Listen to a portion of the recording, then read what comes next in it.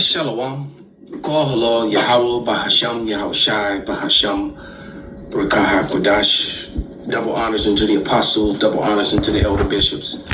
Salutations to all my fellow laborers doing this work in truth and sincerely, risking their lives and their freedom to do so now more so than never.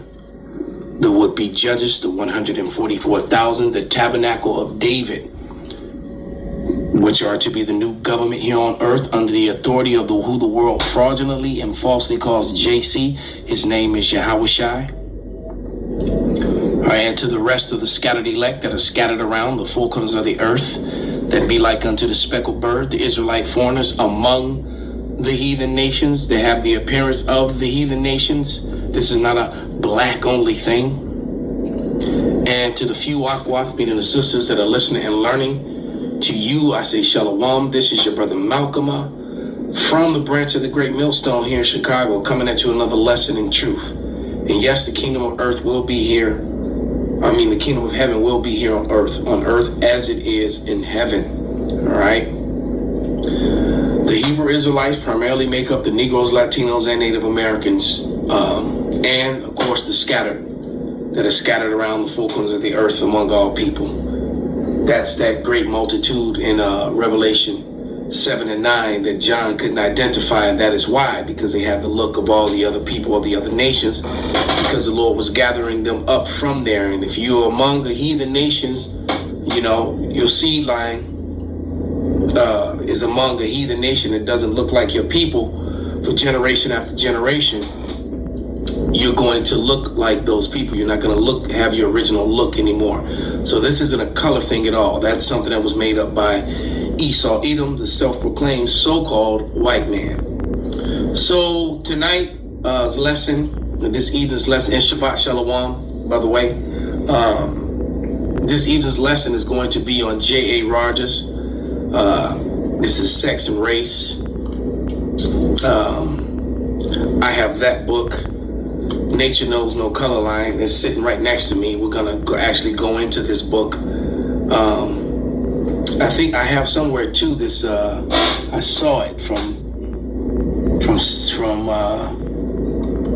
Superman to Man. Basically, Edomite was put in his place by a so-called Negro on a train in a conversation in early America, or early, 19th century. Okay, this was like the early 1900s, late 1800s, somewhere around that time. So it was a pretty good read. It's been a long time. I'm actually go back and read that book, start reading that book again. I definitely have to go back into Nature Knows No Color Line.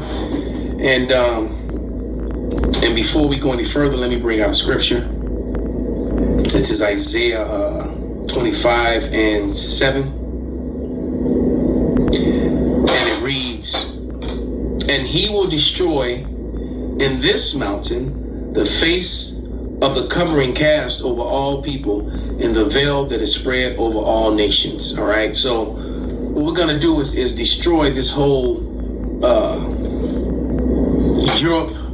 European and Middle East fraudulent false concept that they created. All right. There's a map. A map of Asia. All right. And you can look it up and just put in Asia, all capital letters, and then put in ASA-1. Okay, I'll say it again. Asia, all capitals again, ASA-1, and it'll pop up a map of Asia showing you that Europe is in Asia, and showing you also that Western Asia, that they call Asia, which was called Asia Minor in the Bible, is Western Asia. All right. So the Middle East is something that they made up, and Europe is something that they made up, all to protect the fraud and the lie that is whiteness. Whiteness is a made up social construct, and Europe is made up. That's why you don't see the word Europe in the Bible when you read the scriptures. You do see Asia. So they divided Asia up into three parts, basically. You had the rest of Asia, then you had the portion of Asia that they call Europe or Eurasia, and then you had the Middle East, which is actually Western Asia. Okay? And before I go any further with that, I'm going to show you a receipt because there's always someone new. And this is from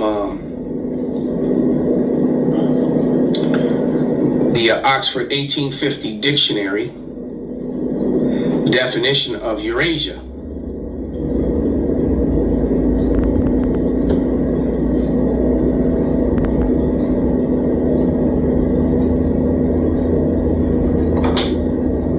And here we go. Bringing it into camera. Eurasian. All right. The compound Eurasia, or pertaining to Eurasia, to Europe and Asia, considered as informing in reality one continent. All right, one continent. Okay, so there isn't, and then they even lied to us in school and told us this is 7 continents. It's actually 6. Okay, it's actually 6, and there's a scripture I'm trying to think of. It talks about, it's in the Apocrypha, where it talks about the 6 parts of the earth, or something to that effect. And right now, my someone can put it on the comment board. It's either in Ecclesiasticus, the book of Sirach, or it's in 2nd Ezra. All right.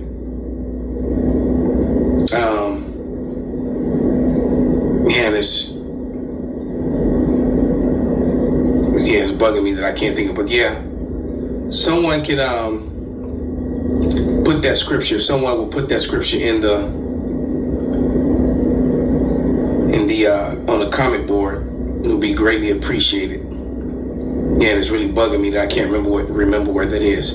But yeah, so basically it's something that they made up to try and, use a scientific lie. We were warned that they would try to use pseudoscience to get around truth.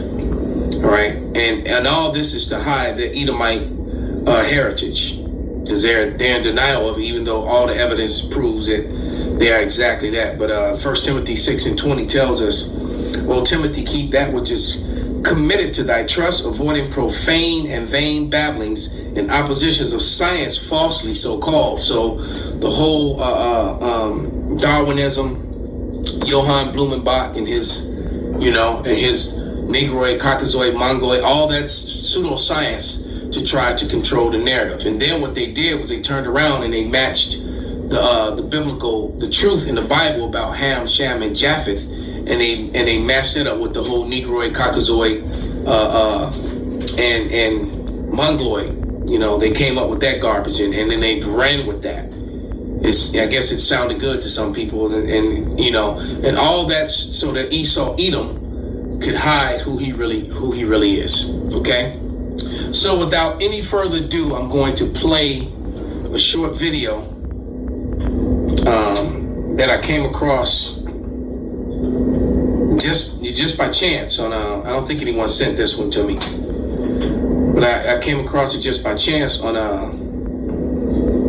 YouTube. Someone put it on Instagram. Salakia on Instagram. So, and the video is from TikTok. I'm pretty sure it's from TikTok. All right, and it's going to talk about some history that's in Nature Knows No Color Line. So I'm going to play the video for you, and then we're going to actually go to the hard copy book and show you, all right, and show you exactly where this information is found, and give you a little history about J.A. Rogers, about his book, Nature Knows No Color Line. So, let me get that queued up and ready. Make sure the sound is up.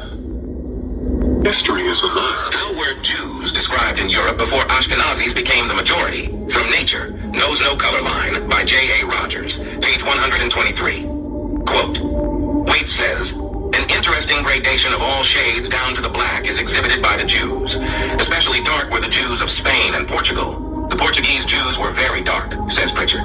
The Duchesse de Brante, wife of Napoleon's ambassador to Portugal, said that the Jew, the Negro, and the Portuguese could be seen in a single person. So dark were the Jews, especially of Portugal and southern Spain, that many whites thought all Jews were black or dark. Another source can be found from The Natural History of Man by James Cowles Pritchard. Quote, "The Jews of Portugal are very dark." More corroborating evidence can be found from the memoirs of the Secret Services of John Mackay, Esquire, published in 1733. Daniel, Earl of Nottingham, Secretary of State, is eldest son to Mr. Finch, Lord Chancellor in the reign of King Charles II. He hath also the exterior air of business and application, enough to make him very capable. In his habit and manners, very formal. A tall, thin, very black man, like a Spaniard, or Jew, about 50 years old. We can appreciate that even in the 1700s, people from the British Isles recognized Jews to be of a dark complexion, like their Secretary of State, Daniel Finch, 2nd Earl of Nottingham. By the way, this is supposed to be a contemporary painting of Daniel Finch, Earl of Nottingham. This man is clearly of a fair complexion, not dark, like a Jew, as he is described. Just a little peek into the whitewashing of history. Finally, from Shakespeare and the Jews, by James Shapiro. Shakespeare and the Jews, from James Shapiro. All right, and we're about on page 171 of this book, with William Brereton jotted down his impressions of the Jews in the synagogue in Amsterdam in 1635. Amsterdam, again, that's in the Netherlands, Holland, all right, the Dutch, this is a Dutch synagogue, Dutch people, right, Amsterdam, 1635, he's going to let you know that. He noted that the Jewish men are most black. They're most black, the Jews. Who was the Jews? Again, who was the Jews that were in Amsterdam? Most of those Jews, all right, had fled from Spain and Portugal. Sephardic Jews who were what? Most black, it says. And when the Scottish minister Robert Kirk toured London in January 1690, he also paid a visit to the synagogue there. Now, this is a whole other different country. Right now, he's in England, now a whole different person. Letting you know what he saw when he went in the synagogue, the Jewish synagogue in London, all right, in 1690. He observed over 200 Jews worshiping, 200. All right, 200 people, 200 Jews. He noted in his journal that they were all very black men. Again, Jews worshiping in a synagogue in London. They were what? All very black men. All very black men. Sephardic Jews. Who was in London as a Jew? A lot of these, again, were Sephardic, Moorish Jews from Portugal and Spain. A lot of these were Huguenots, so-called Huguenots. And he said he was calling them Huguenots. It's actually pronounced Huguenots. And that's the brother Coutimero. That's a Northern Kingdom brother. I think Coutimero's from Peru. You've heard me mention him before. But yeah. So just like Ben Franklin, when he referred to them as Morenos, all right, or the Palatine Boers. Basically, in the Palatine Boers, this is what he was calling them, and that's where the term Moreno comes from. It was a slander word that they used for these Moors and Morenos who were Israelites. And then they break down the definition and try to call them that it was talking about pigs, not understanding that the Palatine Boers were black pigs of Ireland, all right? And I'm going to show you some receipts to prove that. Because Ben Franklin, in that letter that he wrote in 1751, he mentioned the Palatine Boers.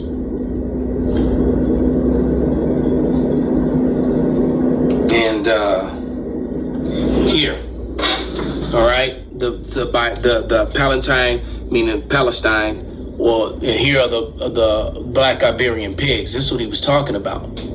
All right, you see they're black. Okay, and he was calling Moreno. All right, that's the definition of Moreno. Trying to get it to focus. There it is. Okay, a Spanish or Portuguese Jew in the Middle Ages who converted to Christianity, especially converted but secretly adhering to the Bible, not Judaism. All right. From the Spanish, literally a pig, referring to a Jewish prohibition. But what kind of pig? He called them Palatine Boers. Okay. In his letter, let's read that portion of that letter.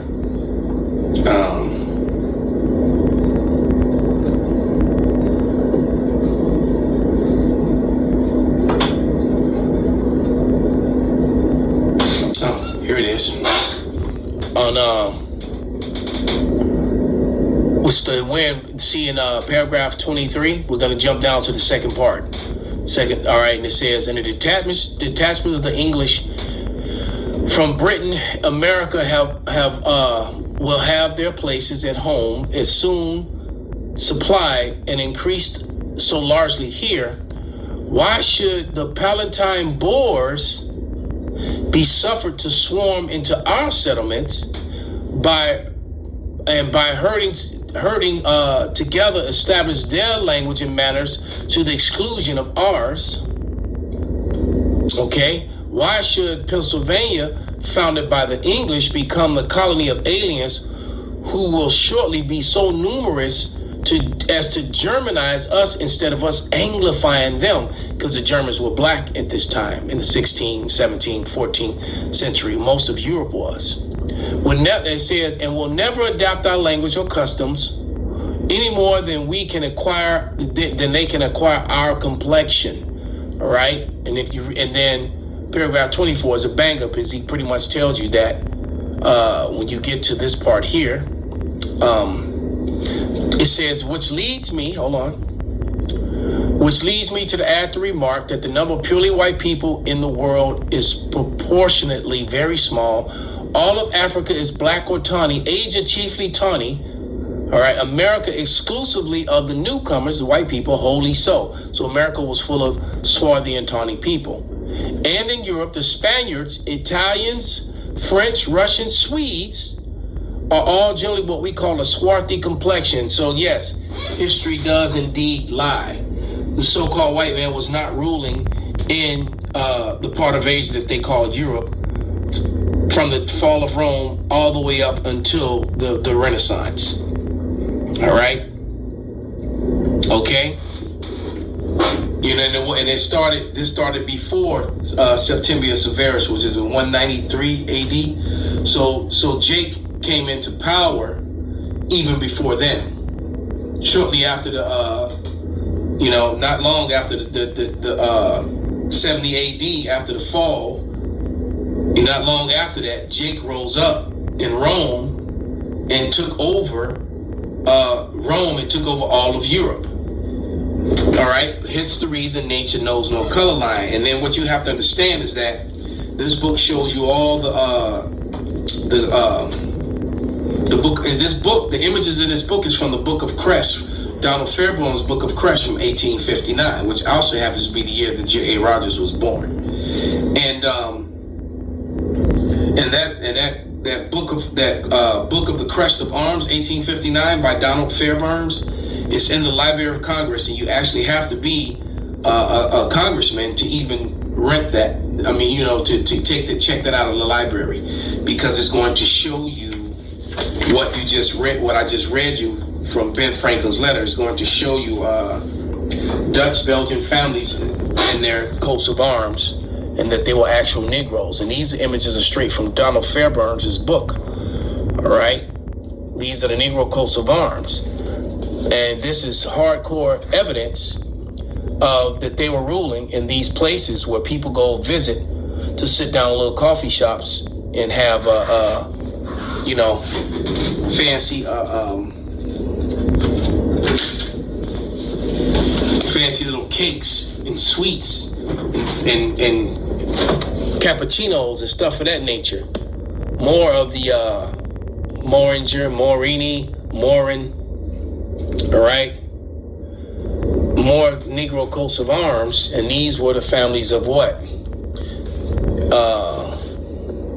Names of families except three denote Negro ancestries. Yeah, so, which is basically Israelites, French, Italian, Spanish, Polish families.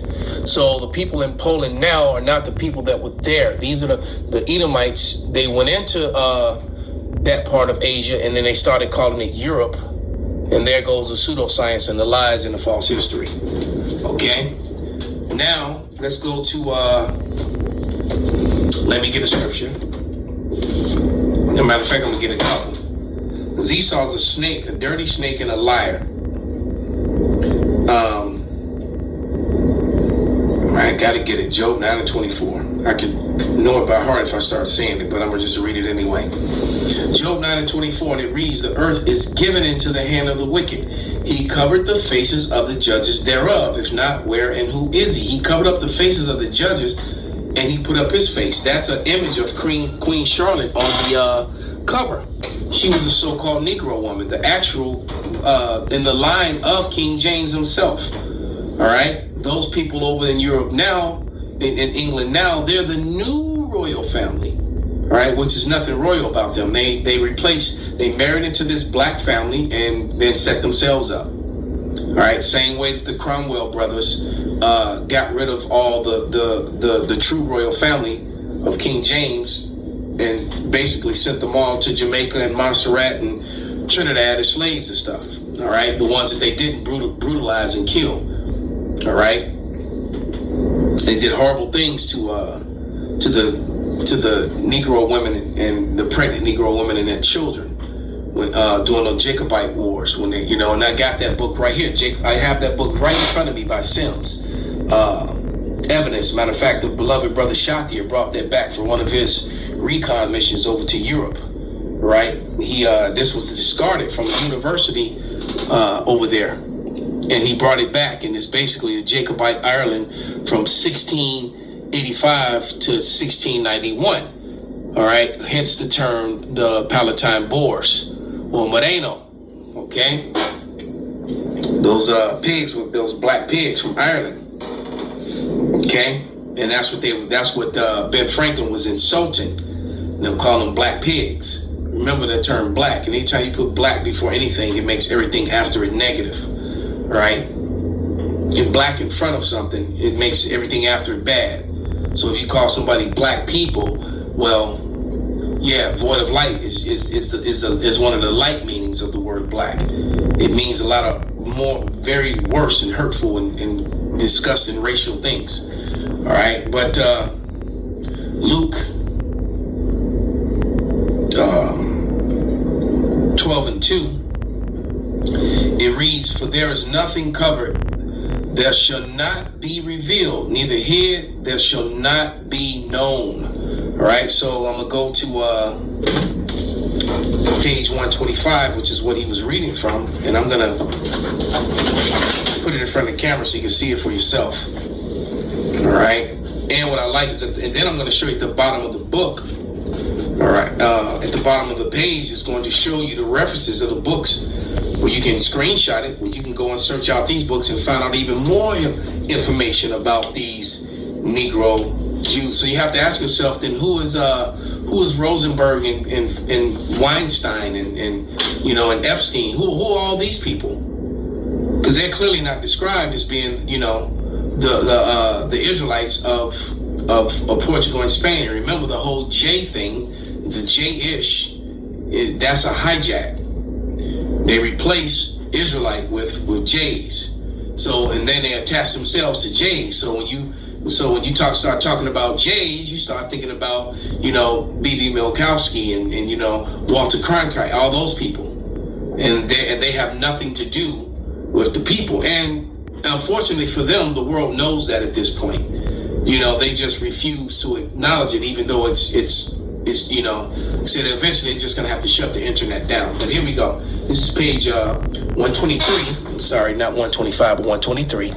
And there's the bottom of the book. So screenshot that, because those are receipts where you can find this information from different books.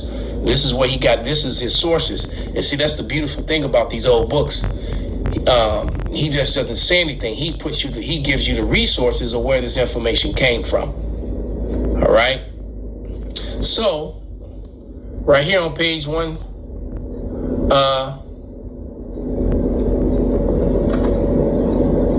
it says, "Weights, an interesting graduation of all shades down to the black is exhibited by the J's."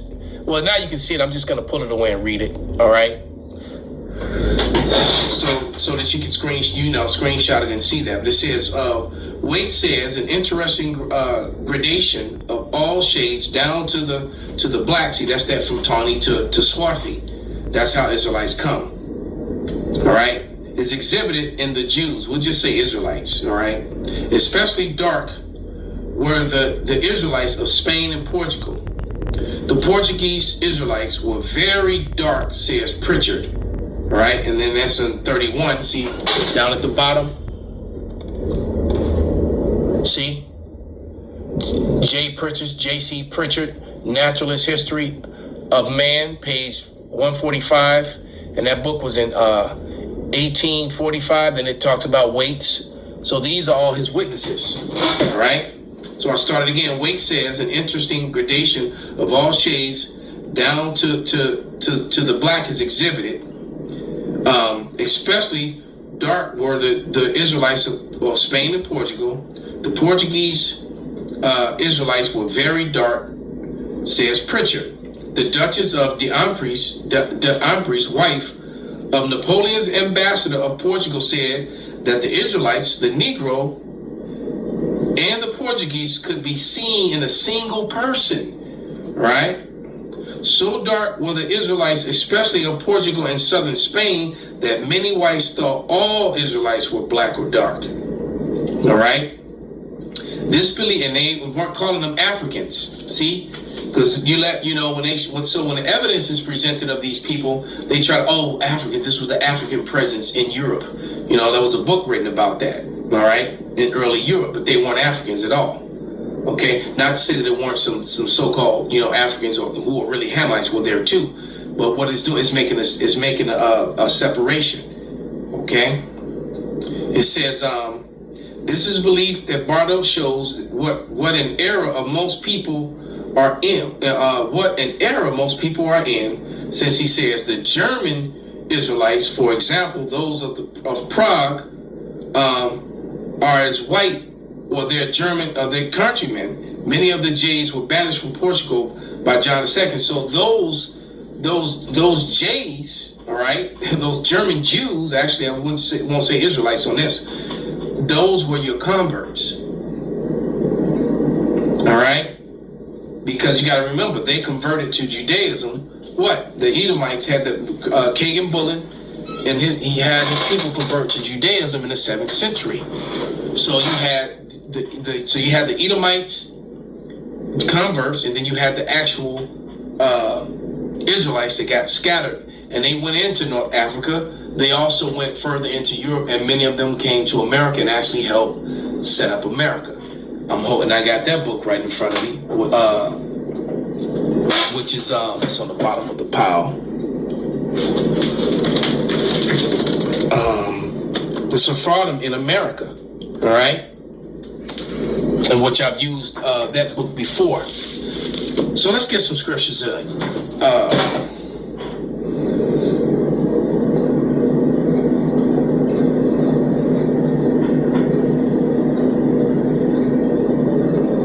This is 2nd Ezra.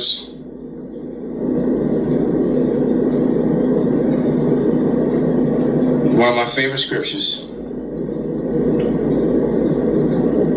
6 and 27, and it reads, "For evil shall be put out, deceit shall be quenched.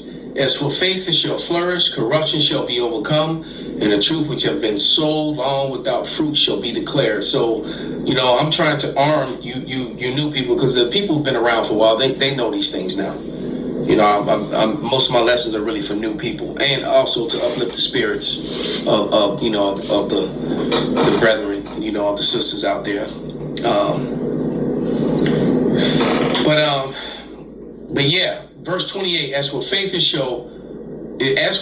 shall flourish, corruption shall be overcome, and the truth which have been so long without fruit shall be declared. All right, and the truth is being declared to the shame and to the hurt and shame of Esau, Edom, but we don't care about their feelings, because they didn't care about our feelings or our lives, as they did what they did to us. And there's nothing more hateful, more racist, and disgusting than to take a whole of people and then deny them their heritage and tell them there's something else. And even worse, to have laws where you put people in prison in this country for identity theft when they've stolen our whole identity and gave us false ones.